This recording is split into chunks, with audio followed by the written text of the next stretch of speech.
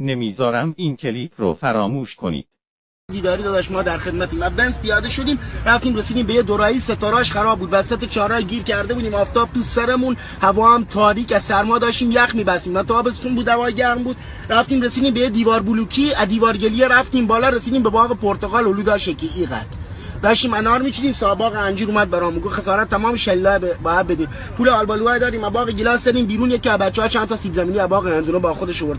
گفتیم کی خربزه میخوره این گوجه بنداز تو راه هویش خراب میشه. گفتم من سیب زمینی دوست دارم، خیار آوردم که با گوجه بزنیم. آقا هیچی کاوای بردیم رسیدیم به یه بیابونی خشک و بی آب و علف، یه قطره آب اونجا پیدا نمی‌کردی.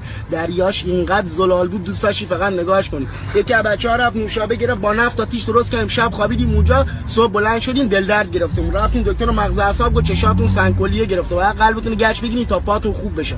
ما هم با همون دست درد اومدیم اینجا به امید روزی که براتون یه ترکیبی بزنم همه کرکوپرشون بریزه.